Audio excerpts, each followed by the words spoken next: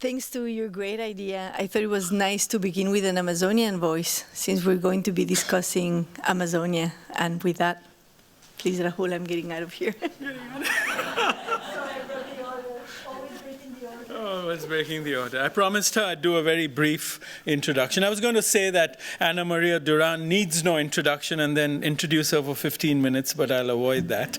That's South Asian and Latin American, right, to do that. Anyway, but I have to start with what I have to start at the GST with. So here we go. So welcome, everyone, and thank you for joining us. I'm Rahul Mehrotra, and I want to begin by acknowledging that the Harvard Graduate School of Design is located on the traditional and ancestral land of the Massachusetts, the original inhabitants of what is now known as Boston and Cambridge. We pay respect to the people of the Massachusetts tribe, past, present, and future, and honor the land itself, which remains sacred to the Massachusetts people. The school also recognizes the work of the Harvard University Native American program in cultivating the relationships that led to the creation of this acknowledgement. Also, a quick reminder that we have live captioning available tonight for our virtual audience. To enable captions, click the close captioning button at the bottom of the live stream video. I also want to invite you to join us for an upcoming public program event. The Tuesday, February 14th at 6:30 p.m. It'll be the second annual Jacqueline Tirrett Urban Design Lecture. It's the only named urban design lecture we have. And this year it'll be delivered by Adele Santos, the ex-dean at MIT, who's both a practitioner and an academic. And I hope you can come for that or connect for that. And now for today's event, María Durán, who is an Ecuadorian architect, urbanist, educator, and writer. She co-founded the design studio firm Estudia A0 in 2002 with her charming partner, Jaskaran Jazz Singh, in Quito, in Ecuador. And she received her Master's of Architecture from Penn Design at the University of Pennsylvania and a liberal arts bachelor's degree from the University of San Francisco de Quito. Since its inception, the studio has developed significant projects in Ecuador, awarded through public and private competitions or obtained through direct commissions. The main pursuit of the firm is to develop environmentally responsible design and construction systems at all scales by focusing on questions of recycling, in situ clean energy production, water harvesting, and reuse, high and low-tech hybrids, architectural landscape, the investigation of local materials, and the reactivation of local ecologies is their thrust. María is no stranger to the GST. She was a Loeb Fellow here in 2011, and during her Loeb Fellowship at the GST, she, with Felipe Correa, developed what we call the South American Project, SAP. And I hope we can, at least in the discussion, touch upon that. That was a kind of an open research network focused on providing design alternatives for the ongoing process of continental planning. And the conference they organized here, I recall two of them, were path-breaking in situating a kind of productive pan-American imaginary on the questions of infrastructure across nationalities and looking at this broader territory. And it was really quite an initiative, if I may call it. In this talk, María Durán is going to discuss the design principles of the ancient Amazonian agroecological urban constellations, the ways in which colonialism disrupted and continues to disrupt Amazonian patterns of inhabitation and habitat construction, and the visions of Amazonian urban history offers to inform our ability to reimagine future urban ecologies. María is currently undertaking a PhD in urban planning at UCLA And the focus of her research is the history of urbanization in Amazonia. Durán has also been teaching at the School of Architecture and Design, the Arts of the Universidad Católica de Ecuador since 2002. And she's been visiting at both Michigan, here at Harvard, Columbia, and also a number of universities, of course, in the region. She, in 2008, very significantly redesigned the thrust of the school for the city landscape and architecture of the Universidad Intercolonial as its dean in Ecuador, in Quito, right? It's long time ago, but a significant contribution. Anyway, she's also directed the Pan American Architecture Biennale and been involved with the UN on their conference on Habitat 3, 2015. She's advising the government there on urban interventions and has been the curator of numerous exhibitions. I don't want to sort of list them all, but her work is really unusual, and it lies at the intersection of landscape planning, architecture, and territorial imaginary. So please join me in welcoming Ana María Durán.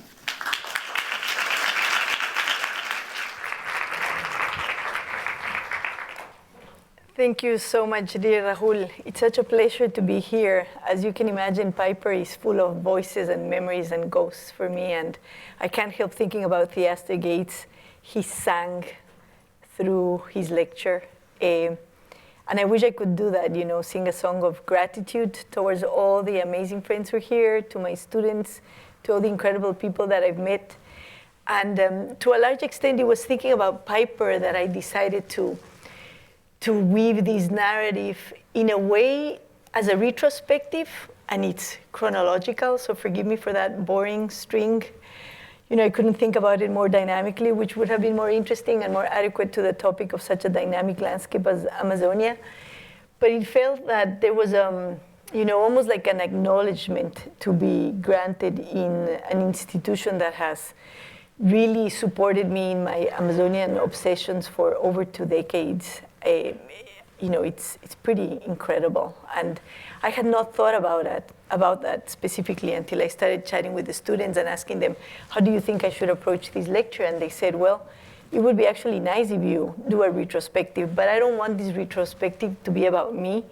In the spirit of Amazonia, of reciprocity, of solidarity, of the collective intelligence, which ultimately comes from nature, I would like to do it as a celebration precisely of that, of all the people that are part of this conversation and that have been part of this conversation for a long time. And of course, at the bottom of my Amazonian obsession is this, the contrast between these two Amazonians that I've experienced. I was born in 1971 with the first barrel of oil that was exported from my nation. So in my 51 years of life, I have truly seen what is being called right now the ecocide, not just of my country, but I would say of South America and many other places in the global South, which goes along with a genocide and an epistemicide, as the monocultures of the industrial agribusiness and the monocultures of the mind, and maybe even the racial monocultures advanced in this space.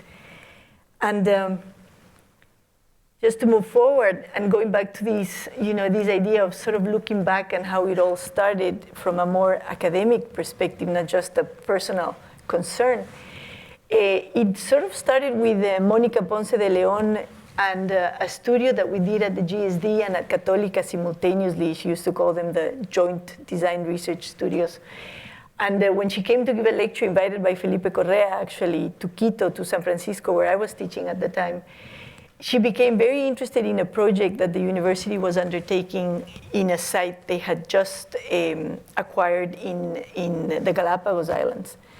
So there was a huge discussion, and it was a campus-wide discussion, and it was very multidisciplinary. So during lunch, she was hearing, the geologists, the ecologists, the biologists, the conservationists talking about this new building that San Francisco was about to deploy there and how it should be. And some would say it should be a tent, something that barely touches the ground, lightly touches the ground, and then leaves no trace.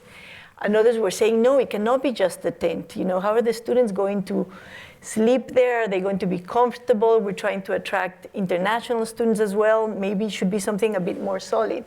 And then someone was like, it should be demountable. And it was going on, this conversation during lunch. And Monica picked up on it and proposed San Francisco to do this joint research studio. And it was a fascinating experience for all of us in Ecuador, and I hope that for the students here at the GSD as well. And I want to share a little bit of it because it's sort of like already, you know, implied a territorial approach, not just to architecture, but design at all scales. And the proposal was to do, as Monica put it, you know, explore environmental tectonics. What is the architecture of a place where building is actually unwanted, where construction is unwanted, where it becomes pretty evident that we are a disturbance in a place. It doesn't happen everywhere, but in the Galapagos, we felt very, very uncomfortable with building there. And it was a very interesting experience, and the students were exploring all sorts of demountable systems, and they were also thinking about if they wanted to leave an imprint, what that imprint would be, or if they wouldn't want to leave any imprint at all. So the different students had different approaches to this. And I just included 2 images that I managed to find in my databases of that time. That was in the spring of 2003. And what stemmed from this studio when I was the executive secretary for the Quito Architecture Biennale in 2006 was an international competition where we could explore this uncomfortable topic, if you wish, at a larger scale with people from all over the world. And we could think, how do we approach the fact that urbanization through tourism in the Galapagos is growing? There had been a shift from boat-based, water-based tourism, which was sort of the 70s approach through a consultant that worked with the Ecuadorian government through the UN. And there was a shift towards land-based tourism because the boat-based tourism wasn't really leaving any income for the locals. So there was an economic problem. All the money was just leaving the Galapagos, typical extractive economy that you see over and over in Latin America and everywhere, really. But the city from 1952 had grown to 1982. This is not the main city in the Galapagos. It's the bureaucratic city, if you wish, the provincial capital. So you have the military of Ecuador there, you have the bureaucrats there, but it's not the tourism hub, which is located in another island, in Santa Cruz. Here in San Cristobal, it was a different type of population and a different type of economy. Galapagos has, because of course you would ask the question, but is that a city? I mean, could you call it a city? I think it's one of those strange examples of planetary urbanism where what you have is an urban archipelago of complementary nodes, like 4 or 5, that are interwoven and interact. And the 2 that have airports are this one, and in the north of Santa Cruz, there's an airport in Baltra. But even this city was growing with land-based tourism and with the presence of the university and other economies, the government. And we started thinking about the Galapagos not just from a tectonic perspective in terms of a tectonic response and how architecture, even at the detail and obviously through the materials, can address very large questions, but we also wanted to look at it from the territorial and the urban perspective. So we started thinking about the energy. So I went back with some students from Católica for like a month, and we started documenting how Galapagos was handling the energy at the time. This has changed. Don't forget, this is back in 2004. So we realized that basically it was oil from the Amazon that was being tanked literally by boat into the archipelago and feeding the energy system. And that's how it was coming. Sometimes we had to handle the typical oil spills, diesel, anyway. And there was also, of course, land speculation, real estate expansion, lots of people wanting to have some sort of a summer luxury house in the Galapagos Islands. This has burgeoned. I mean, this has exploded. If I showed you pictures of how this looks now, that was the beginning, and I was very concerned because you could see where it was heading. And we were wondering, what are the construction materials in the Galapagos Islands, and where are they coming from? So we found these mines, Cerro Quemado, which were basically the material for the CMU was being extracted. So always, these I guess that was what has driven me all my life, is to think about how in every cultural act there's a territory, and how we shift such huge quantities of matter now at a global scale, and how much impact that has on the ground. And of course, now we speak about environmental footprint, carbon footprint, all sorts of footprint, and they're not easy to measure at a global scale. But there are literally geographies being exported, especially from the global south. But let's move on. So then we were looking obviously also at transportation, which I feel right now is one of the main problems of this era, because this is one of the main energy sectors that needs to drastically shift and transition out of oil. We haven't managed to do it.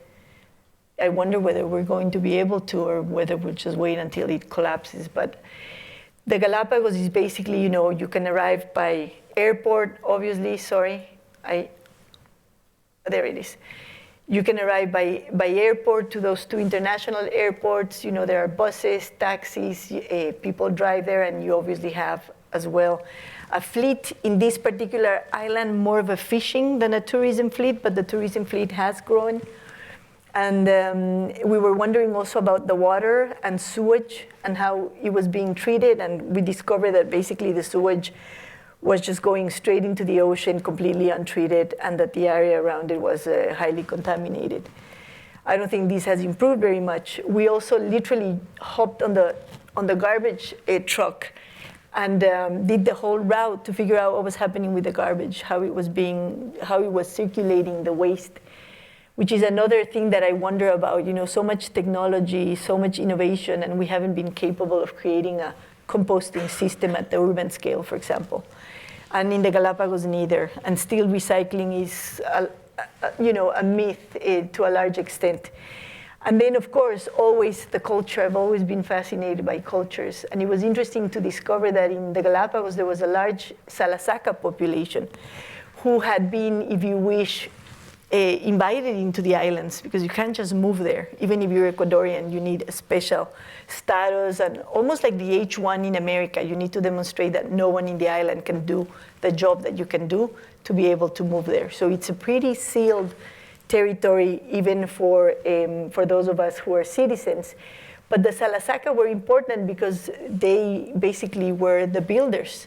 They were the ones that were constructing all these architectures in the islands. And of course, you have mestizos from all over Ecuador and some foreigners as well.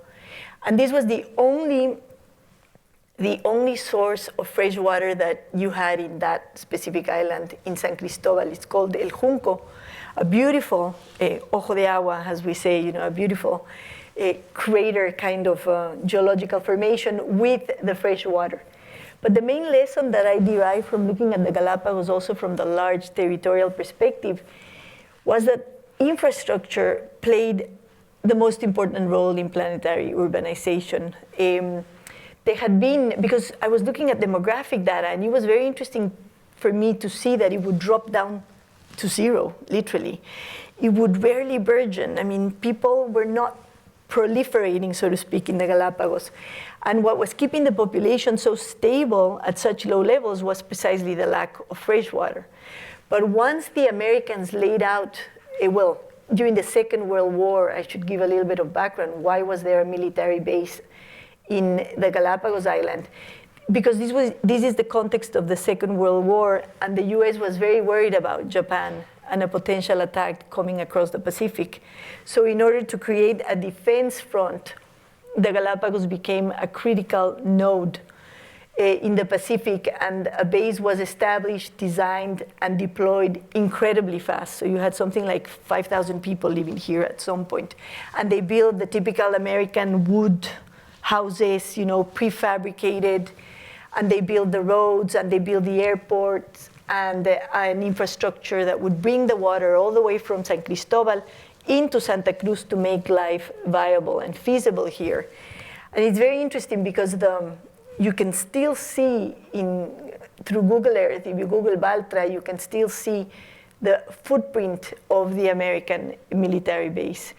Eventually, all of this was dumped into the water. Some of the houses were donated to locals who wanted one. So you see these wooden houses in the Galapagos, which are basically retrieved from the base.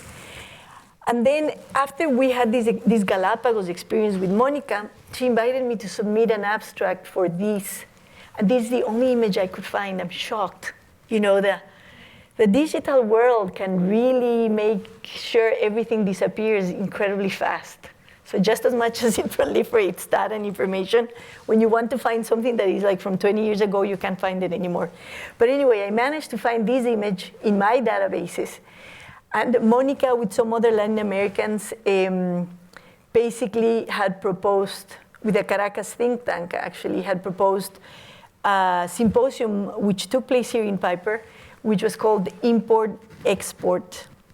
Think about that, incredible. They were already looking at these import-export asymmetries and how they were shaping the Latin American territories. And it was a great experience. I sent an abstract, of course it was about Amazonia, and they accepted it. So I came to give my first Amazonian lecture in Piper back then. It was a full day lecture. I remember Aravena was here, I believe. There was a great group of people, and it was super interesting. And of course, basically, I was already worried about not just what was happening in the Galapagos, but what had been happening in Amazonia due to the oil frontier expansion there. So here you can see, for example, an image from the Instituto Geográfico Militar, the Military Geographic Institute of Ecuador from 1965, when prospection was going on by air, but also on the ground. And below, you know, an image of Lago Agrio as it eventually became. Lago Agrio that's the city where the very first oil rig is located in Ecuadorian oil Amazonia, so to speak. And it was interesting for me to see in the aerial images how fast this space had been transformed. And I couldn't fully understand it. You know, I could describe it through drawing, through photographs, but I couldn't fully understand the forces that were beneath these. And my first reading of these was that the oil infrastructures had expanded, and in Amazonia, it tends to be, unlike other areas that I'll show you later, it tends to be a linear and aerial conquest. You conquer, so to speak, Amazonia through the air, and then start opening the prospection strips, and then transversally, you know, puncturing the land to see whether you can find some oil reserves. It's an extremely violent process. I remember a Quichua that I met recently was telling me right now he devotes his life to reforest. He's reforested about 200 or 300 hectares. I can't remember the exact amount, but it's incredible what him and his family, his Quichua family, have done. But when I asked him, why are you doing this? You know, why have you devoted your life to plant chacras and trees? He said to me, I worked for the oil companies about 30 years ago. And I was one of the workers, you know, opening up the trochas, these prospection strips. And you know, I would have to use dynamite because that's what the companies were doing. So we would, every certain amount of meters, we would literally bore holes, and then we would insert the dynamite and boom, and then move forward and boom. And you can imagine the fear of the animals, the fear of the people. It was like warfare. And we really have to think about this because these are technologies that were designed in the Second World War to kill, to fight. And then these technologies that were designed for, say, biological warfare ended up being used in agribusiness as fertilizers, as herbicides. And that's why they're so toxic. And these technologies became applied in all sorts of industrial enterprises. So these are very violent industrial enterprises. And of course, the Amazonians suffered immensely from it because it's easy, very easy to think of these as, and it has been presented as such, as terra nullius, as no man's land, as a land where there are no human beings there to be taken. But this is not tierras baldías, as we say in Spanish. These are indigenous territories. And here we had the Waorani living here, the Cofán, the Quichua, and some other groups that don't even exist anymore. Anyway, it kept proliferating from that import-export conference at the GSD. A magazine was published by Aula, which is from Tulane University, I believe, and it was also involved in the conference. And it was interesting because in a way it was through Monica's motivation and mentorship that I started writing about this. And in a way, writing became a tool for me because it was really not a topic that was addressed very much in architecture schools at the time. It was very marginal, and there wasn't much interest in it. And writing became a way of handling it. After that lecture, Monica proposed, once again, Monica always pushing me, why don't we do a studio on the Amazon? I was like, seriously, you want to do a studio on the Amazon? Because, most of the time people would sort of laugh at me that I wanted to do research in the Amazon, because the Amazon has been constructed as a pristine environment, the land for, research in ecology, environmental sciences, anthropology, ethnography, but it was definitely not the territory of architects, except some, incredible architects that were focusing in Amazonia, like Juan Downey, for example, the Chilean architect who spent lots of times with Amazonia, many times with Amazonians and did incredible work. But anyway, so Monica, I don't have a single image. I wrote to the archive. I really tried to find something, but I just couldn't. So I apologize for that. So you have words. I know we don't like words, but there they are at least. Once again, what were we exploring? Sort of the same topics that we had started exploring in the Galapagos: environmental tectonics, demountability, reversibility, and biodegradability. And it was fun. It was super fun, but it was tough. I think the students struggled a lot with this studio.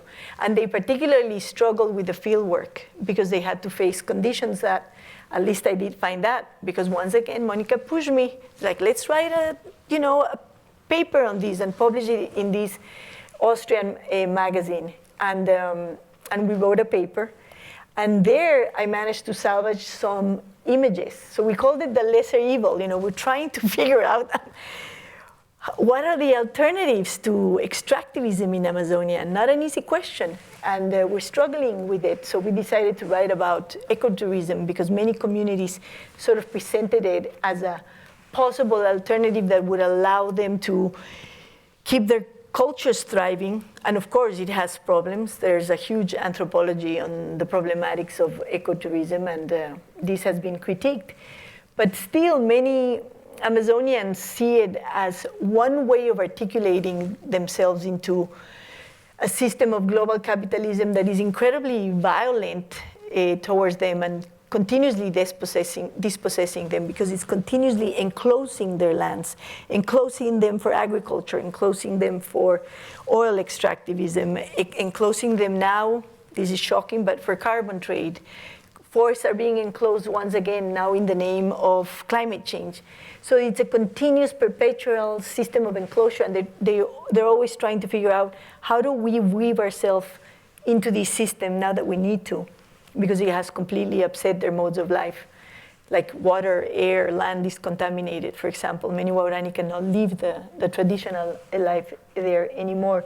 So what do we do? How do we face this? And in this context, what was pretty shocking to everyone was to see the state in which this Waorani community, for example, lived within the oil block under the aegis of the oil company. I mean, think about this. These are billionaire oil companies. And this is what they can do for Amazonians. This is what Amazonians get for all the negative externalities of the global capitalist economy that they have to bear on their shoulders. And this is their traditional life, for those who are struggling to keep their traditional life. Like here, for example, it was upsetting for the students to see this monkey tied up. And the Waorani don't tie up the monkeys. I guess that here they had done that because for tourism, they want to make sure they can show a monkey. And the monkey could be anywhere. So they decided to tie it up. And from an architectural standpoint, it was very interesting to learn about Waorani architecture and to learn how, for For example, the leaves that they weave into the skins of their vaulted structures, sometimes 5, sometimes more, they're incredibly sophisticated, where they're these amazingly intelligent skins that would allow, for example, the smoke to go out, the light to come through, the air to circulate, provide shade, the insects wouldn't come in, they smoke the house. Amazonians smoke everything. They smoke the biomass to create biochar soils, they smoke the food, they smoke the house. It's a smoking culture, it's amazing. Fire is profoundly important to Amazonia, but not in the way we apply it. The blue fire, as Susana calls it, the fire of life, the fire that creates soil, the fire that allows the house to become livable, or that allows you to eat a delicious maito. I love Amazonian food. But anyway, after this, what happened? And this, this is, again, a celebration of all the people that have been part of this project. The next one was Michael Sorkin. He had been invited to the Biennale in 2006. And when I came to New York to speak to several potential lecturers and I spoke to Michael, I was completely shocked because I had finally found an architect, an urban designer, an urban planner that could have a very long and fascinating conversation about Amazonia. And I was completely shocked. Why did Michael know so much about Amazonia? I have no idea, but even in his points, have you read those points that he has for all the points of issues that an architect should know about? One of them is about Amazonian systems of settlement. And I was amazed by Michael. So I told him that we had done this studio with Monica and that I wanted to continue my research there, but that I felt that I didn't have the tools to confront such a complex reality. And he said, let's do a studio together. So we did it. Of course, Michael approached it from a highly multidisciplinary, in a highly multidisciplinary fashion. He invited Ahva Stein, a landscape architect, to be part of it, David Levin, an architect, to be part of it, and he was approaching it through urban design and urban planning. It was a one-year project. We went to Amazonia. Again, the push to write. You can't do much, you can't design, but at least you can write, and through writing, try to figure something out. So I just wrote this piece, and one of Michael's students, Garrett, shared this image with me. There's Michael in the Napo swimming. I love this photograph. That is so Michael Sorkin, That's how I want to live my life, swimming in the turbulent waters of Amazonia. And there's David Levin, of course. I don't know whether he's enjoying it as much, but he probably is. And of course, we went there with the students, and there's Maria Luisa from Alborde. Some of you may know her. She was a student in Católica at the time. And of course, we made the effort to work with the Lago Agrio municipality. That's where I met Danilo Vega, who's working with us right now. But anyway, so it was super interesting also to engage a government. I think that this was an important, Michael was an important role model for me because I had not experienced this type of multidisciplinary approach where it was much more participatory and many more actors were being involved in the process of rethinking the city. So it was super interesting. And then a little later, I had the opportunity to teach at Columbia with Moji Baratlu and we were looking again at the infrastructures, but this time the airport infrastructures that were being abandoned in cities in Latin America because a new airport infrastructure was being built in the peripheries as the cities had exploded. And it was in the context of that, again, passion for infrastructure and what it meant in the processes of urbanization that I came across in New York. I came across Yolanda Cacavatze, who's an amazing Ecuadorian. Yolanda was the president of the World Wildlife Fund for about a decade, and she was also the minister of the environment of Ecuador. She's just an incredible lady. And it was Yolanda who introduced me to IRSA. When I told her I was interested in infrastructure, she said, this was already in 2007. And it's shocking that I learned about it so late, but it wasn't really in the press. IRSA was being kept pretty hush-hushed in South America. But she said, you must have heard about IRSA then if you're interested in infrastructure. And I was like, no, I've never heard about IRSA. What is that? So she told me that it was this initiative for the infrastructure, the regional infrastructural integration of South America. And I started looking into it. And of course, I freaked out because it was this pan-continental deployment. 80% of the infrastructures of IRSA, proposed by IRSA, were highways. And the rest, the other 20%, were basically energy matrices and telecommunications. So I love the idea of South America being an quote unquote, and it's a complicated word, from the indigenous perspective, it's very complicated, but quote unquote an integrated region. But I was very fearful of the consequences that this increase in transversal bioceanic highways would have, the impact it would have on the land and on ecologies like Amazonia. So I started, I continued the research. Very interesting to see how planners at the state level, the eyes of the state, Scott comes to mind, top-down, satellite, kind of vision, cartographic vision, typical colonial gaze. We're looking at the whole continent as if it were like a small affair and dividing it into, it was 10, as they call them, nodes of development, and how they were thinking about how they would cut through the continent with these highways that ultimately were really about linking the Atlantic nations, especially Brazil, with the Pacific. Because the world had geopolitically already shifted, or it had started shifting. And the main commercial partner by 2005, this is shifting, but at the time, by 2005, China had become the main commercial partner of Brazil. And it was becoming the main commercial partner of every single country in South America. And South America, unlike North America, which has Canada, the US, and Mexico, all three countries have access to Pacific and Atlantic. South America is very different. It's much more fractured. And the Atlantic nations needed to access the Pacific, which has 4 nations, Colombia, Ecuador, Peru, and Chile. So this was a huge continental shift infrastructurally. And of course, the Manta-Manaus stressed me significantly. And it just felt like, and this is why I loved your sales, what is this called, the barcode, Rolo?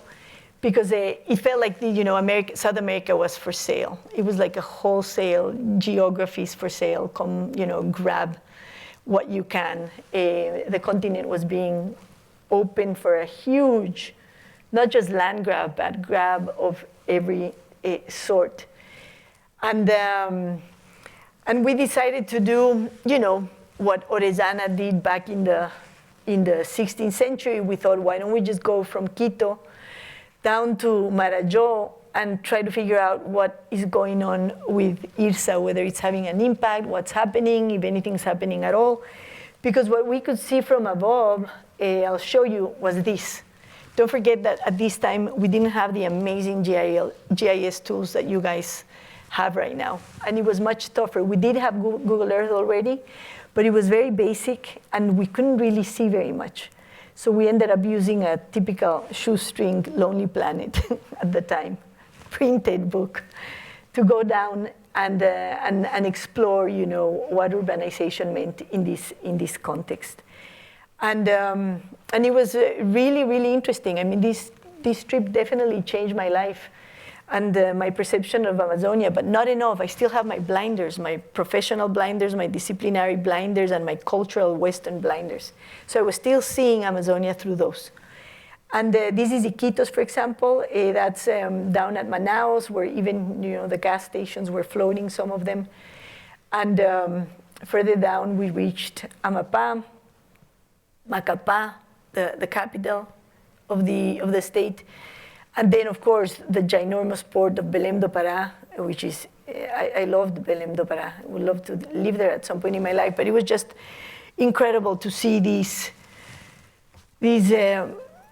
regional economies, especially in the Napo, where there was an area which thanks, and I generally wouldn't say thanks to the war, but in this case, thanks to the war, had been left alone for a while because Ecuador and Peru were fighting for this piece of land. And that meant that the state stayed pretty much off that ground. And it was just mind-boggling to see those river economies and how they worked and try to understand them. And of course, Manaus has the largest free trade zone of South America in the core of the Amazon and a mega industrial site. And Manaus was very shocking to me. I had been there already when I was about 15. I flew there from Quito, and Manaus is a contrast-based city. Even the edge of the city was quite shocking to me. And of course, real estate was developing. There were all these housing projects. There are even Miña Casa, Miña Vida, mega cookie cutter housing projects, the monoculture of architecture, you know. Talk about monocultures. They come in many forms. And I just felt completely overwhelmed by Amazonia. So I thought, we need a collective, you know, a network to address this. It has to be a South American network. If the companies and the governments are thinking at this scale, why can't we think at this scale as professionals? But, you know, one individual is nothing in this space. We need to be very many. And that's when I decided to apply to a law fellowship after chatting with Monica about this potential network creation. And she suggested I follow that pathway, and Felipe Correa was very supportive, also Rahul, Anita, and very many professors here. So I ended up coming, and you know, that was the goal, to build this network. And through the law fellowship, I was able to explore some of the topics that I was very interested in at the time, like biotectonics, if you wish, and the tectonics of waste. How could we emancipate ourselves from extractivism? And now exchange is a word that I wouldn't use anymore. But at the time, you know, I was still working within my paradigms because I couldn't find alternatives, really. And it was interesting also to meet Richard Foreman and the way he thinks about regions and ecologies. And we invited, you know, also scientists who were working with biomaterials here at Harvard, and it was a great experience. And the best part of that year was that we were able to do with Felipe a research seminar that was called Extraction Urbanisms. And working with the students was just fascinating. And this was the root of the South America project that Rahul mentioned. We ended up calling it the South America Project. Something I wouldn't do again either, because it probably sounds like the Manhattan Project. So I wouldn't want this to be associated with that. But anyway, so it was like thinking about South America from different South American perspectives with different people from South America. And the idea was that through this seminar, we had to realize whether IRSA, later COSIPLAN, now ILAT, was really about extractivism or was going to facilitate extractivism. I have interviewed members from the CAF especially. I haven't interviewed anyone from the Inter-American Development Bank, which was with Enrique Cardoso and the Brazilian government, the brain of this project. But when I spoke with an expert in transportation systems from CAF, he told me, believe me, we didn't have these intentions. You know, we were really thinking in terms of weaving the nations together. But I think it was pretty evident that there were many, or at least after this analysis, that there were many interests behind these infrastructures as well. And it's sort of mind-boggling that South America would invest so many $1 billion building infrastructures that serve exports and the export of commodities, but we don't have the money to build infrastructures for the 80% who live in poverty. So that's also pretty upsetting to me. It's also an economic problem that I have with this type of project. But anyway, so we started looking at it, and as I told you already, this was the seed of the SAP, and we were obviously concerned that these transportation networks would end up creating greater striation and greater problems in Amazonia. And Felipe had a great idea. He said, what if we pursue this from the perspective of resources? So we assign a resource to each student, and then from the resource and the resource sources, then they can analyze whether they are correlated in the geography with the infrastructures or not. So we chose 10, we had oil, lithium, copper, gold, et cetera, et cetera. I'm just going to focus on oil because it's sort of a conversation on oil today. But Angel Rodriguez, who's from Puerto Rico, did this incredible study of the patterns in Venezuela, in the coast, which because it's flat and dry, has more of a gridded kind of geometry and structure. You can see the puncturing of the land as well. And then he started looking at, the geometries, the diameters, whether there was an underlying geometric pattern that the oil companies were using in its logic of deployment of their infrastructures of extraction. And then whether Amazonia was different and how, and he started studying these linear piercing systems of the oil companies in the jungle, and also looking at the diameters, et cetera, and how that was becoming sort of like this technology of extractivism was becoming the foundation of the urbanization as well, of these oil boom towns, copper boom towns, lithium boom towns, what have you. And he read the Amazon Crude by Judith Kimmerling, who described already in the late 80s. She was amazing. Judith was the first one to very rigorously, with quantitative data, describe the level of destruction that Texaco had caused in the Amazon. And she's incredible because Judith is a New York lawyer, environmental and human rights lawyer. And she had been working with the fishermen in the bay, in the Northeast. And she had read at some point, and she was reading in web pages and everywhere, that the environmental impact issue in Amazonia was not due to the oil companies, that the oil companies were great, they were not contaminating, that the problem was urbanization, sewage, and basically the cities and the roads and the impacts that the roads had on the land. But then Judith thought, that's weird, because here I have fishermen who are in the ocean, there are no roads, and they're still suffering from contamination. So what's happening there? She just felt that there was something very odd about this argument. So she decided to get a grant and go there by herself and do the research, not through NGOs, not through foundations, which seem to repeat the same story in Quito, but through indigenous associations. So she literally just started going there with the Quechua, with the Waorani, and with different groups with whom she works with up to this very day as a lawyer. And Judith started documenting all these pools. There were hundreds of them, the mecheros or the methane that they were burning there, the burners, the infrastructure, the leakages, the pipes all over the place. This was a mess. The way Amazonia was being treated was just like shocking, and that means obviously Amazonian peoples. And the cities as well were super contaminated. They were just throwing tar to keep the dust down, and everything was just a model of contamination. And Angel continued to investigate these type of patterns in Peru and in other geographies and understand how they were expanding. There was always the airstrip, as I was telling you, the linear prospection strips, the punctures, so you can imagine the dynamite and everything that goes with it.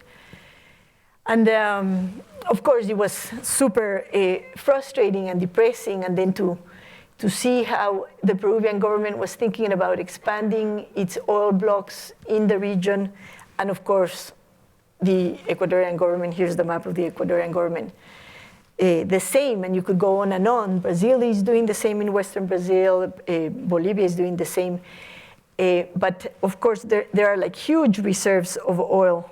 I'm sorry, that's a map from the geological perspective. There are huge reserves of oil in South America, and unfortunately, tons of them are on the main Amazonian basin. There.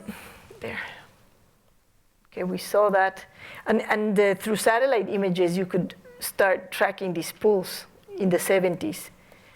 And finding them, but then there was also this awkward juxtaposition of colonization, more like ranch kind of scheme. You see here the plot, the linear plot of land, the house.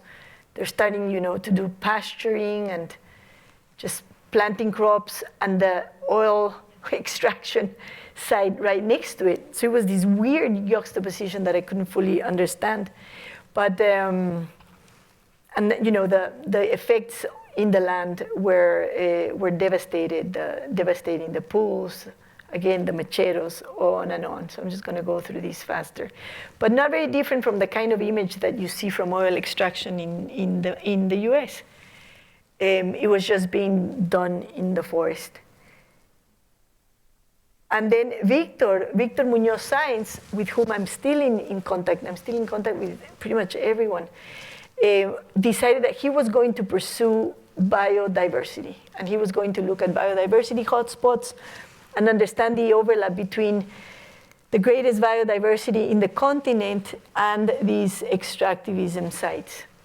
And it was interesting because he also started looking at the then, you know, the early age, if you wish, of the biotech industry, and how all the laboratories were popping up in the north, in the global north, and very few, particularly in Brazil, in the global south. And of course, who's patenting all the biological wealth of the Amazon? The global north. It's very, very hard to patent anything in the name of indigenous peoples and nations, and that's something that needs to change, but that means that the whole legal framework needs to change. And Jeffrey Goodman did an amazing research on the soybeans, and he overlapped them with the IRSA Cosiplan routes to see if there was a correlation between this literal territorial virus that has been spreading in South America for so long and the IRSA Cosiplan highways, and it was pretty obvious. The Argentinians even call this la carretera de la soja, as they say, as they call the soya. So for them, it was like a no-brainer. We're thinking we're discovering something here, you know, and the Argentinians call it the carretera de la soja. Also, railways were going through. But it was pretty clear that the soy complex had a very powerful influence on IRSA Cosiplan. And even here, in the connection between Santarém and Cuiabá, because Santarém is a very important pole for Cargill. And a lot of the soybeans that are exported into the Atlantic go to Santarém. And of course, we needed to get the soybeans out towards the Pacific. So we needed those transversal routes. And this is an image from Susana's article on the neo-natures of Amazonia. And then you see how this was published much later in 2016 by her and Oliveira, a Brazilian scholar who's been looking at the soybean complex and the relationships between Brazil and China. And of course, it's a true territorial continental scale virus. And of course, completely correlated with the fires that you saw in 2019. And these fires were so brutal to a large extent because there was a commercial war between the US and China. And what that caused is that there was a shift of imports from the United States, you see this dropping here, to Brazil and other South American countries. So that detonated the expansion of the soybean complex. And of course, it's completely symbiotic, if you wish, with ranching in the sense that it is the ranchers who do the job of opening up the land, deforesting, taking advantage also of land speculation, and how much the privatization of Amazonia raises the cost. An hectare with forest is worth much less than an hectare that has been deforested. So deforest to claim is another problem that we face in Amazonia continuously. And the ranchers are the ones that continue expanding and sort of greenwashing, you know, for the soybean companies that only buy these lands that are already deforested. So for many South Americans, you know, IRSA became like a synonym with disaster. And there were riots all over the place. They have continued. I do think that extractivism as an economic model is at the core of the social malestar, social distress in South America. And it's every single country. Right now, Peru. And of course, who's out there? Indigenous peoples. They've had it. You know, the big metropolitan centers like Quito, like Lima, like Sao Paulo, don't necessarily understand what's going on in the hinterland, so they don't necessarily understand these levels of social discomfort, but it's pretty pretty evident what the source is. And you know, I love this image of a woman, an indigenous woman, representing the front line of this claim. And in 2013, we thought, oh, finally, maybe we can contribute from the design perspective. There was a competition to design the ICAM University in the Ecuadorian Amazon. There was a Korean project already in place, but the Ecuadorians complained that the footprint was ginormous, that this is not what they felt was appropriate for the region. So the government decided to open up a competition, and we competed with Santi Del Hierro, with Gaby Anker, and with Aaron Lepanen, 3 Ecuadorian architect friends. And it was here close to Tena. And luckily and unluckily, we won.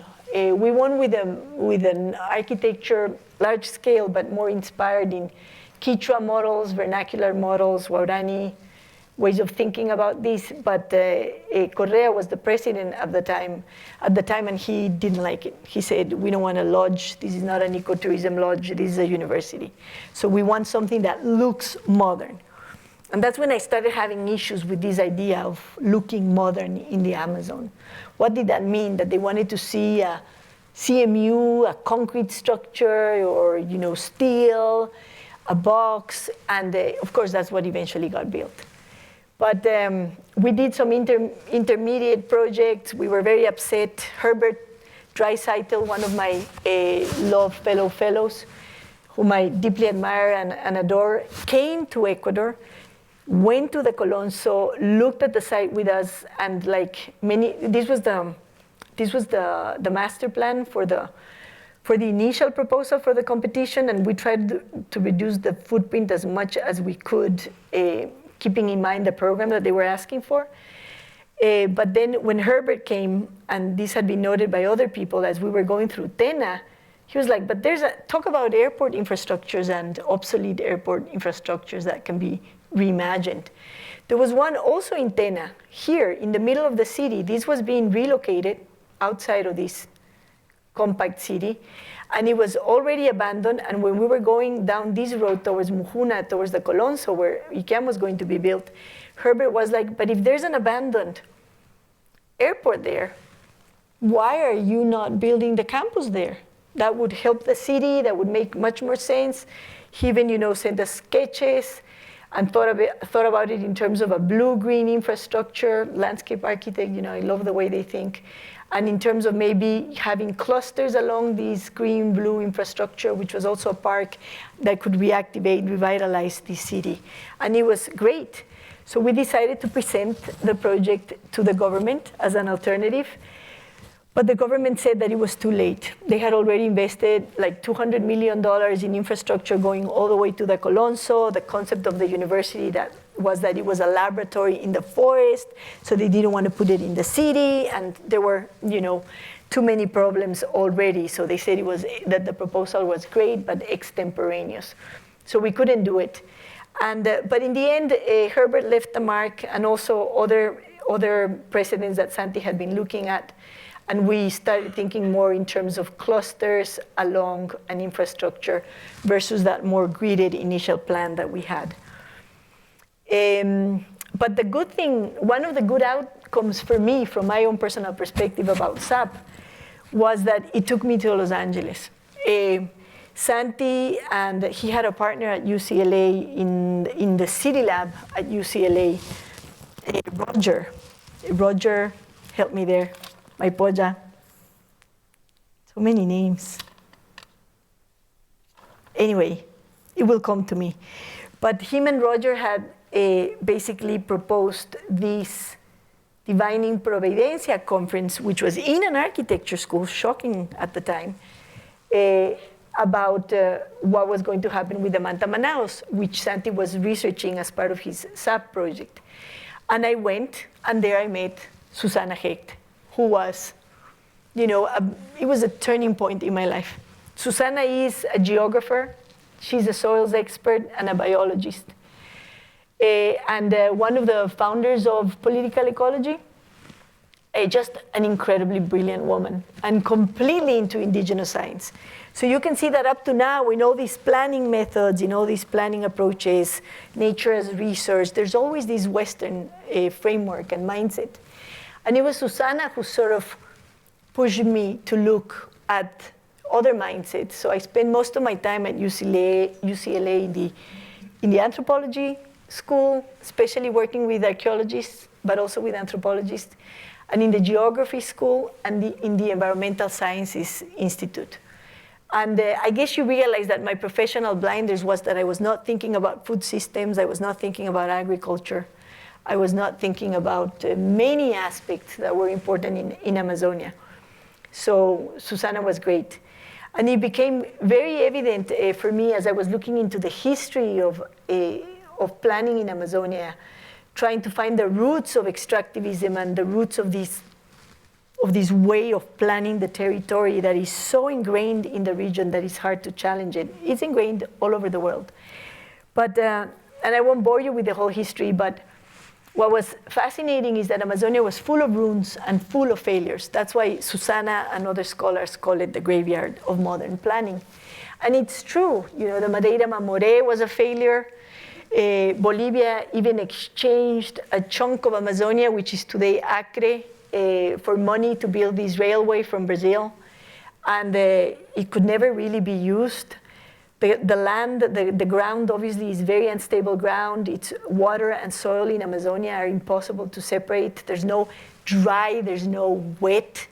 There are no binaries in this space at all. And the railway just never prospered. And railways in Amazonia never prospered. That's why we don't have them. So it was a pretty speedy failure. And it became a ruin very fast. Another famous ruins you've heard about Forlandia. Another catastrophe, the plantation was a catastrophe and the settlement was a catastrophe, and now it's also a ruin in the Tapajós in Brazil. And where was the root of this way of thinking? And of course, it is in colonial times, in a European model, territorial model, economic model, political model being imposed to the Americas. And it was very different from the American system, completely different. So I like to talk about Tenochtitlan because there it becomes pretty evident. But there's a book that was written by Vera Candiani, an Argentinian historian, brilliant woman as well. And I love her book. It's called Dreaming of Dry Land. She's obviously referring to the Spaniards in Tenochtitlan. And the first chapter is called Living in Water. And basically, the whole first chapter is about the Aztecs and how in their cosmology, there was no really separation between water and soil, dry and wet. The city, I'll show you images, was thought from a very different perspective. And the second chapter is titled Dreaming of Dry Land, and then you see the immense effort of the Spaniards to drain all this water out of the city and desiccate this lake to have the dry land where Lake Texcoco used to be. And in Amazonia, the colonial model starts with some forts from the Portuguese and the Dutch and the French up here, more towards the Atlantic. Those probably are the oldest urban models, if you wish. But as a continental project, it's a Jesuit project. The Dominicans and the Franciscans had come earlier, but they largely failed. The Jesuits were the first ones that succeeded in, quote unquote, reducing the populations that were generally dispersed, and that dispersed even more under the threats of colonialism. But they succeeded through trade, using metal access, exchange of metal access, using music, learning the local languages, and also very often going down with the military. It was also a violent process. Don't get me wrong, I don't want to portray the Jesuits as very peaceful either. But you had these mega, the minas, you had these just ginormous iquitos, mojos, the llanos, you had all these ginormous missions that were deployed by the Jesuits. And obviously their system of colonization is based on the rivers. It's very interesting how they even use numbers some they name based on the indigenous names, and sometimes they just use numbers, as we would do in New York. because they couldn't name so many tributaries. This, for example, is the Ucayali. And they would, create these reducciones, these reductions where they would try to concentrate the population. So in a way, urbanization in South America, in the Amazon, went hand in hand with Christianization. Urbanization was an evangelization project, which is important to keep in mind. And I started looking especially at the one that I've been working on, the Minas Jesuit mission and the maps of Samuel Fritz, and trying to figure out how they rethought the spaces from the fluvial perspective. And I got to spend some time in the Jesuit archive in Rome, reading the letters of the Jesuits. Super interesting experience. And also looking for some maps and, for example, how they were figuring out the access from the Andes into Amazonia. There are different routes that are millenary. They're not, I would say that colonialism created the Andean Amazonian divide, not the other way around. I mean, now we're trying to integrate what was ruptured. But the Native American networks were Pan-Amazonian, they were Pan-American, and they were amazing. By water, by trail, by road, by all sorts of means. It was a multimodal transportation system. It was incredibly efficient. And there was continuous exchange of everything. That's why exchange is not the best word. Some anthropologists use circulation, because it was really about sometimes bartering, but also about gifts, rituals, intermarriage. It was a different way of handling the, Murra called it the vertical archipelago, of these amazing Pacific, Andean, Amazonian economies, and all the way to the Atlantic, where there was an exchange of, say, cotton or coca leaves or ayahuasca coming from the Amazon, and then from the other side, from the Pacific, salt, fish from the Andes, llama meat, potatoes, and of course corn in between. But the vertical archipelago, Usendowski, another anthropologist, says in Amazonia it became a horizontal archipelago. And not just from the geographical perspective of a flatter ground, but also from the social perspective of a less hierarchical society. You don't encounter in Amazonia, not that you don't encounter hierarchical societies like some Arawak groups, but it's more of a horizontal hierarchy if you compare it to, say, the Incas or the Aztecs. And that's something very interesting. It's politically fascinating, Amazonia. It's very heterarchical, as they say. And the patterns, for example, in Bolivian Amazonia, in Los Llanos de Mojos, the famous Jesuit missions there, the Baroque music coming from there is famous. And it was just fascinating to see how the Jesuits already had the notion of turning Amazonia into a productive space through pastures, cattle, and plantations. So we talk about the plantationocene today. There are all these words that are being coined to discuss basically this history. And it was interesting for me also to face Mama Brazil, as I call it. It's such a feminine country. Because the Portuguese urbanized in a very different way from the Hispanics. And I thought it was more similar, but no, it's completely different. And for the Portuguese, even in colonial times, it was already a matter of national integration and defense of the borders. I had never seen the South America from the Brazilian perspective, but it was interesting for me to discover that the Portuguese always felt surrounded by, the French, the Dutch, the English, the Spanish, and they always felt they had to defend their territory outwards. And they have to, even today, face the fact that they share borders with every single nation in South America except for Chile and Ecuador. And Amazonia was one of these front lines of national integration. So the Vilas Pombalinas were a strategy deployed by the Marqués de Pombal, which was very specifically driven to defending the land against invasions from other imperial powers from Europe. So this is the Europeans scrambling for the Americas in the 16th, 17th, and 18th centuries.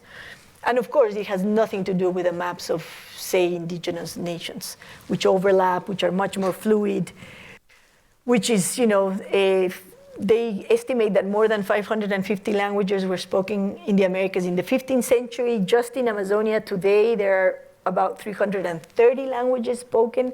So it's a realm of multicultural, polycultural from every point of view. The languages, the quote-unquote agriculture, that's why we call it agroecology, from every single perspective, also biodiversity. It's an incredibly diverse land, and it always has been. But anyway, let's move on. I was looking at what I told you, the Pombaline villas. It was interesting for me to see that in Amazonia, flat, some grids were deployed, because this was not what the Portuguese were doing in the Atlantic, where it was much more about the morros, the higher parts, the lower parts, and the in-between, very organic patterns that you see in the Atlantic. In Amazon, it became much more gridded, and this became a pattern up to the Desarrollismo era. But anyway, super interesting to look at that. That's in the Atlantic, that's Belém do Pará. But another very interesting pattern, completely understudied, is that of the quilombos, which are Afro-indigenous settlements. These are two groups of people fleeing the African Brazilians, so to speak, the Afro-Portuguese fleeing from the Atlantic, interning themselves into the jungle, freed slaves, and the Amazonians, and they're intermixing. It was a pretty symbiotic relationship. Sometimes they had conflicts, but I would say that for the most part, it was actually quite an amazing relationship.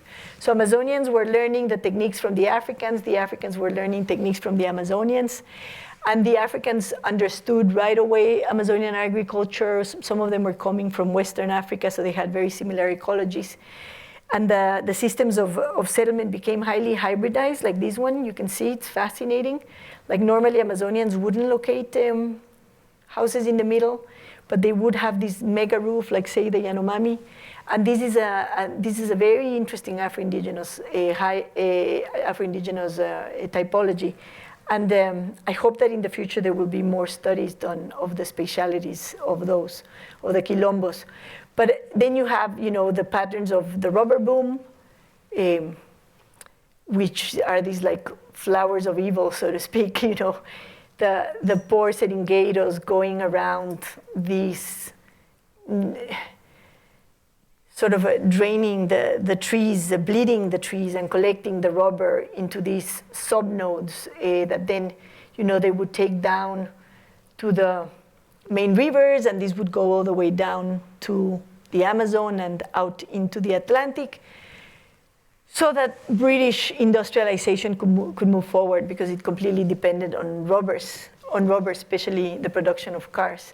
So it's interesting to see also the patterns that rubber created in the Amazon, but of course with its patterns of accumulation in cities like Manaus and Iquitos and Santarém, and especially Belém do Pará. And this is what I was telling you in terms of at this point, this Portuguese anxiety with being invaded on all flanks. It was very interesting for me to find this map of the Pombaline era, and to think how, in a way, the same exact logic of the colonialism, the national colonialism of Brazil, still has that need, to push out, to protect itself at the borders, to integrate the nation, and to do it at this point in time through highways and colonization programs, so that precisely the land could be claimed through uti possedetis, which is not de juris, which means it's based on if this land is being inhabited by Brazilians, and of course indigenous peoples didn't count in this scramble for the Amazon, as Susana Hecht explains in her book.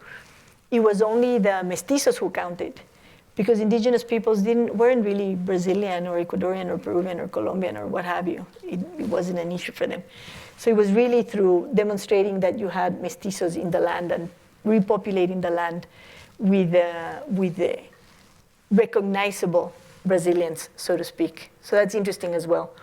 And of course, talking about the graveyard of modern planning, another famous case, the Trans-Amazonian Highway, which Renato Leao Rego, a Brazilian scholar, describes so perfectly. He was doing archival work in Brasilia, looking at Camargo's plans. Camargo, brilliant guy, if you think about him from the perspective of planning, you would say, or urban design from the Western perspective of the paradigms that we learn.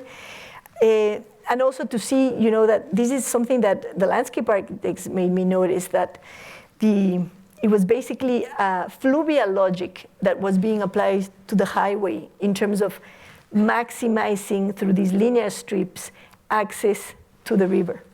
But this is completely illogical in Amazonia, where agriculture is a polyculture, it's a forest. And what could you plant here? I mean, this was bound to be a catastrophe and huge destruction, which it turned out to be.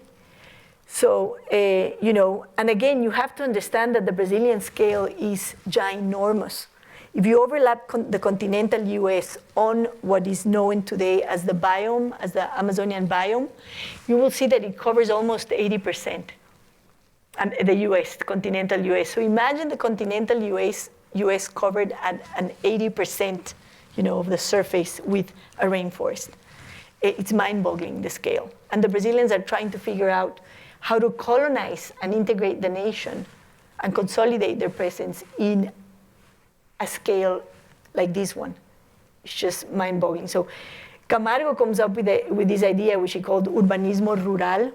So he obviously is looking at, and it's something that Rego explained to us last semester in the seminar we did here.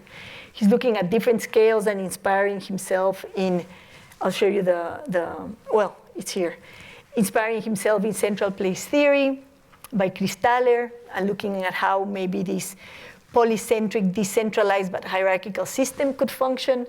And he's looking at, obviously, satellite towns and their models, their decentralization models, and he's also looking at the linear city of Soria in Madrid, and also as the linear city as a potential satellite town approach.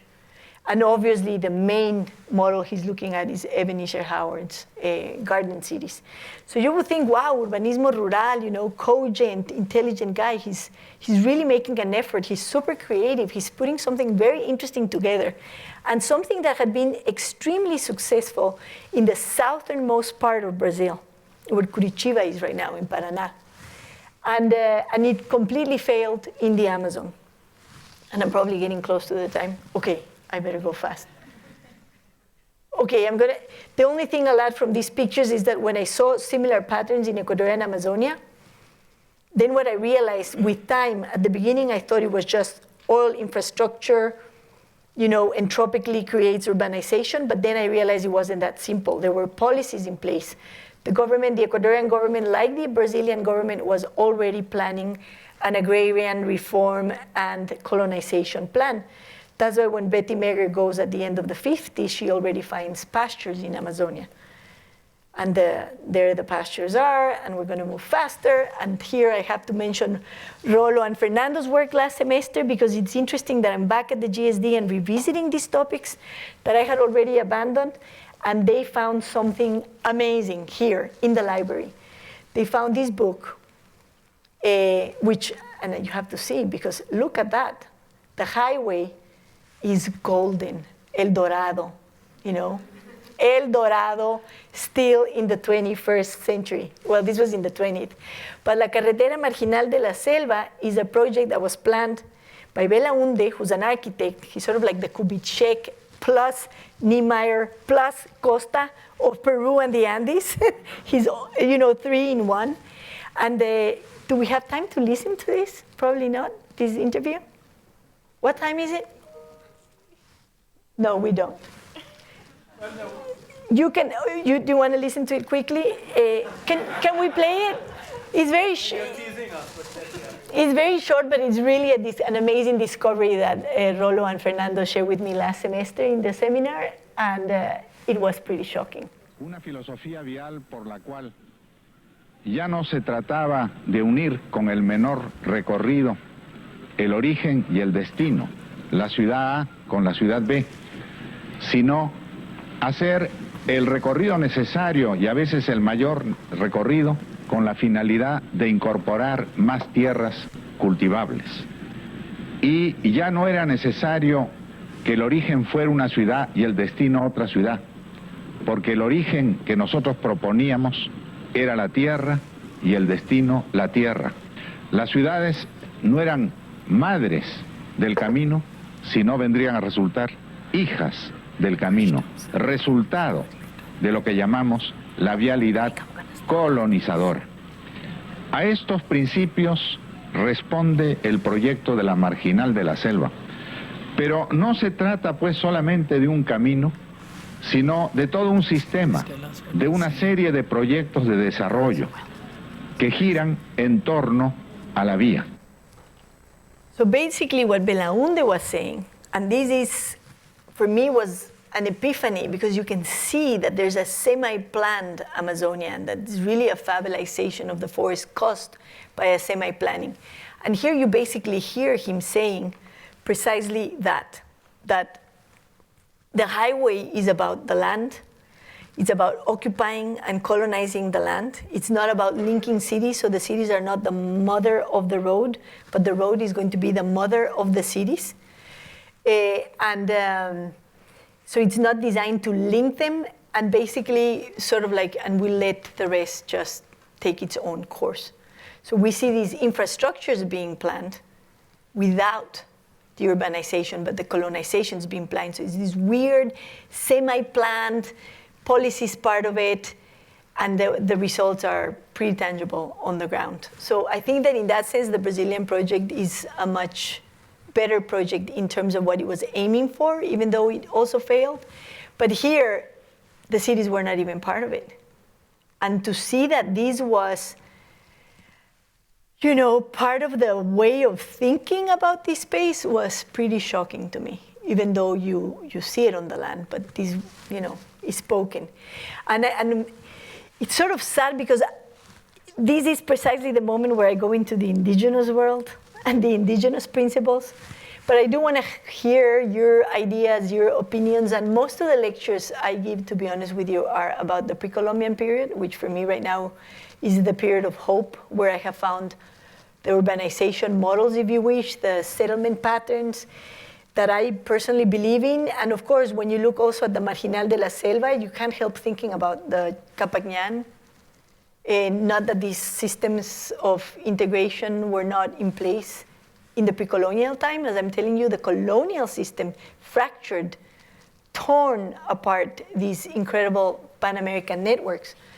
And then you have to add to the Capagnan the rivers that they link to transversally through those ladders that I showed you with the Jesuits, that they figured out which were the main entrances from the Andes. And not just that, you have the Peabiru, not sure if I'm pronouncing it properly, that links even this part of Brazil. It has done it for ages, linked it all the way up to Cusco.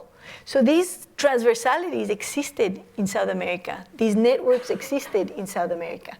And there are traces of them. This is the Guarani Road.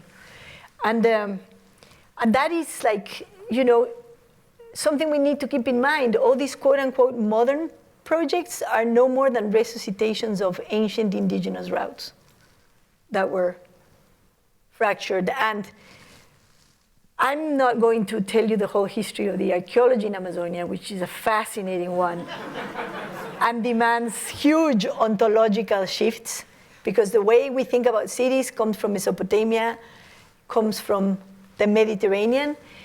But the way that Amazonians and Native Americans thought about cities is a very different ontology of the city. And all binaries that are very normal to us completely break down. But a quick Harvard story, these archaeologists who made the difference, Donna Lathrop, inspired in Julio Tezo, indigenous Quechua Peruvian archaeologist from the 20s. He was here in South America in the 50s, 60s, 70s. But he was a student here at Harvard. So in my free time last semester, I would go to the archive to read his dissertation, because I can't read it anywhere else. And it's incredible. So I've been greatly enjoying. He founded what is known in archaeology as historical ecology. And I'm not going to tell you the whole story. And there's Julio Tezo, of course, an homage to Julio. But what I want to share with you is what we're calling the agroecological constellations. And it is helpful to go to the Maya world and to Tenochtitlan, because what you can see there is that, let me go further, you've seen that, just, here a comparison with at the same time, a Spanish city, Toledo. And of course, the reason why these incredibly powerful confederations lost against the Europeans, it was first the alliances and the viruses were the main factors, two very complicated ones. But the key thing is this, that in all the systems, in the Tahuantinsuyo, in Mesoamerica, and in the Amazon, you always have at the ground, and this is the key message for rethinking Amazonia, an ecological unit which is managed by what in Quechua we would call the Ayllu, the extended family or the clan or the moiety. And it's an agroecological unit because it's about generation of productive habitat, which in Amazonia doesn't look like the chinampas of, going back to that, the soil. I mean, I'm not going to get into all of that. No time. Woo. So sad. Anyway, the Arawak expansion, that's the scale of the Amazonian confederations. But I want to show you the images of the Beni because they summarize it all. And very important, these are living systems. These communities that are networked in the Amazon where we only see forests are alive. These are living traditions. Don't think of these as something of the past that is gone, as you think of, for example, the Mayas, that they built those beautiful cities in stone, but they're gone. No, there are lots of Mayas who still speak Maya. And the same in the Amazon. These networks are existing networks, and they are true habitat builders. So anyone who wants to conserve the Amazon has to take care of its peoples. And the agroecological networks in 2022 through LiDAR came out very clearly. So I wanted to show you these images and then we'll have a conversation. Because what you see here, this is an Arawak pattern. Sometimes they're circular, sometimes they're linear. But what you see is some sort of an Ebenezer Howard kind of network that does have hierarchy and tiers, 5 tiers at least. And what's amazing about them is that it's always about an agroecological buildup in which the rural and the urban are not separate things. The cities are open and closed. They are rural and urban. Citizens are peasants. All the binaries that we're accustomed to need to be suspended within the ontology of Amazonia. And I can, during the discussion, go back to some of those images. So with that, sorry, the best part, I didn't make it. Thank you so much. Stay there. Okay. No, sadly, we've run out of time, but we will take questions, so we won't go and have a conversation because we won't have the time for that. Okay. But thank you very much for that sweep. You set the ground now for another lecture when you can tell us really about the agroecological idea, finally. We hope that will happen. Yes, absolutely. No, but this was unusual in that you actually told the story or that deep history through your own history of encounters with characters who either mentored you or inspired you or opened up windows and pathways forward. So they're fascinating sort of format. And you started with environmental tectonics, which is wonderful because it brings it down to this kind of tangibility. And halfway in between, you quite by surprise interjected your own project where some of these questions were being addressed, right? You were aspiring to address them. And I would just be, and this is not a question, I just want to make it as a comment only because you're here for the semester, you're teaching a studio, and one would be curious to see how you roll this into your pedagogy and how the studio addresses it and stuff. So we look forward to that, and because she's here, we can have that conversation with her. But I think without getting into a conversation, we'll take 2 questions, but let's take them together so then she can respond to it and it'll be efficient.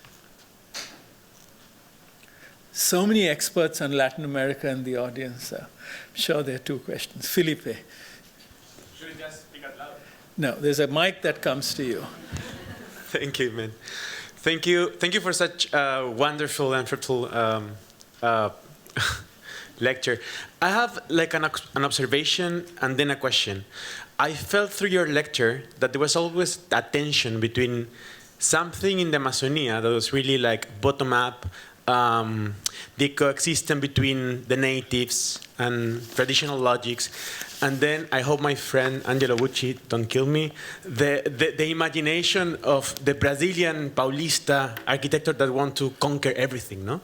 And there is this tension in Latin America always.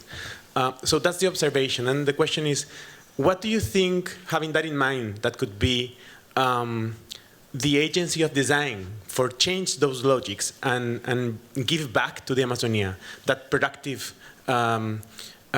potential that used to have, that today have, but probably is not acknowledged? Great. We'll just take one more.